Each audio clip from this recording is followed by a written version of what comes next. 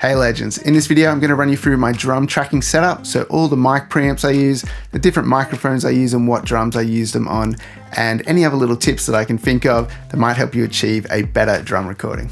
So a lot of the kit's mics are running through the Phoenix Audio DSR8 for our preamps. So channel 1 and channel 2 is the kick in and kick out, and you can see we've got fan and power on channel 2 because we're using a condenser, and I have the phase flipped on the kick in and kick out because I think this sounds better with the overheads. Then channel 4 and 5, we've got tom 1 and tom 2, and then 7 and 8, we have our overheads. So you can see we've got the fan and power because we're running C414s. It's worth mentioning, I'm not really driving these that hard. You can push them and get some nice saturation out of them, but generally when I'm tracking, I'm in another room. I can't really keep an eye on the levels, so I have these set to a fairly safe level, and they sound great anyway.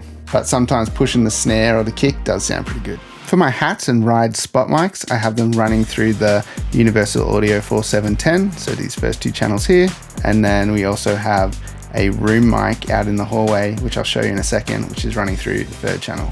So over here I have my close room mic, so an AEA R88 ribbon microphone, and they're running through the Great River MP500NB. The reason I run them through these preamps is they're very quiet, so they have the lowest self noise out of all the preamps I own. And ribbon microphones need a bit of extra juice, so sometimes that can introduce noise, so using your quietest preamps with your ribbon mics is always a great choice.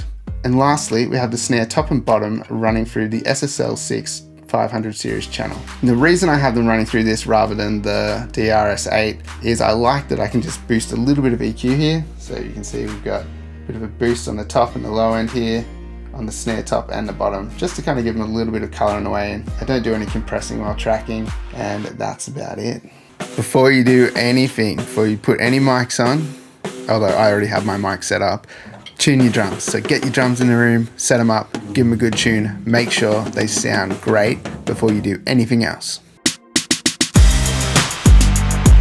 So on the kick in, we have the Sennheiser E902, and on the kick out, an Audio-Technica AT4047 SV. On the snare, we have SM57 on the top and the bottom. On our rack and our floor tom, we've got Sennheiser MD421s.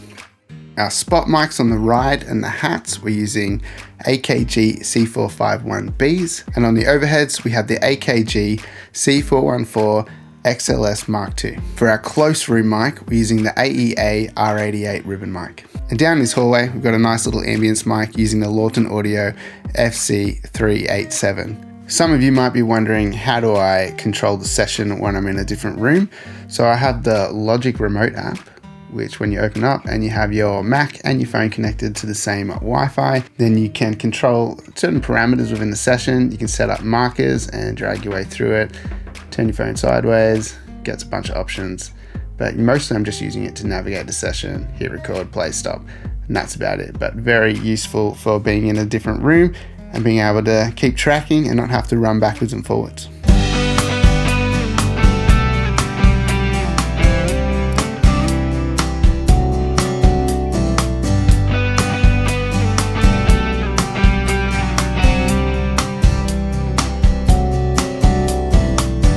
And then just make sure nothing is clipping digitally, and make sure your drummer can play nice and consistently so you get the best takes. If you guys have any drum tracking related questions, drop them in the comments below and I'll do my best to answer them. Thanks for watching the video, guys. Make sure you hit like and subscribe and turn on that notification bell.